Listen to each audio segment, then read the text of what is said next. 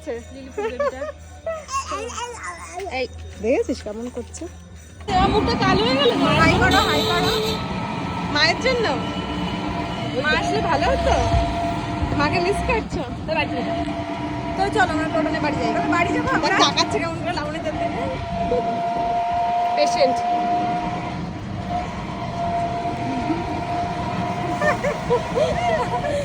ছবিটা দেখেছিস? রান্না করছে মার জন্য। এই চোখ লাল হয়ে গেছে।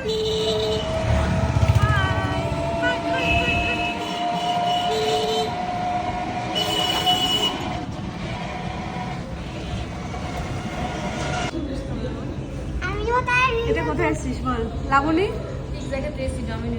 তুমি কোথায় এসছো বলো? বলো বলো একটু বলো, ভালো করে বলো।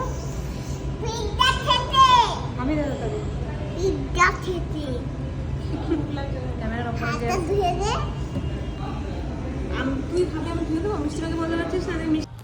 তোমরা তো দেখে বুঝেই গেছো যে আমরা কোথায় এসছি। আমরা ডমিনোজে এসছিলাম। কারণ হচ্ছে আমি যখন শিলিগুড়ি থেকে বাড়িতে যাই তখন হচ্ছে রায়ান আমাকে ডিম্যান্ড করে যে ওকে পিৎজা খাওয়াতে নিয়ে যেতে হবে। তো সেই জন্যই এটা অনেক দুর্গাপুজোর আগেকার ব্লগ আর কি, ভিডিও আর কি শ্যুট করে রেখেছিলাম। তো এটা আর এডিট করা হয়নি। তো যেহেতু ও বায়না করে আর কি আমি গেলেই ওকে পিৎজা খেতে হবে, তো এরকমই একটা দিনে তুলি ছিল, লাবণী ছিল আর রায়ানকে নিয়ে আমরা বেরিয়ে পড়েছিলাম কাঁচরাপাড়া ডমিনোজের উদ্দেশ্যে। তো ডমিনোজে ও এসে তো ভীষণ মজা পাচ্ছিল, তোমরা দেখতেই পাচ্ছিলে। ও ভীষণ আনন্দ করছিল আর ও খুব আনন্দ করে।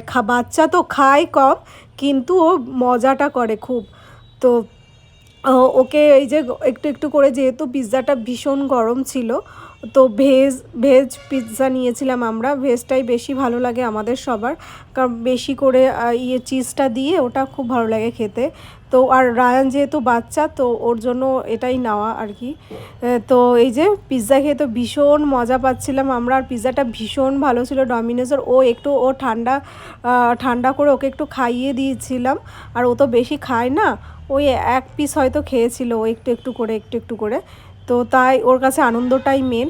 তো আমারও ভীষণ ভালো লাগে ওকে খাওয়াতে এসে একটু মজা করি সবাইয়ের সঙ্গে। আমরা একটু আলাদাভাবে বেরোই, একটু সবাই গল্প করি। বাড়িতে তো একঘেয়েমি হয়েই যায়, তো ওর জন্যই আমরা বেশি করে আসা আর কি। তো আমাদের তো অলমোস্ট খাওয়া হয়ে গেছে, ডান। তো ওই যে গান চলছিল ডমিনোজে, তো ওটাই ও নাচ করছিল।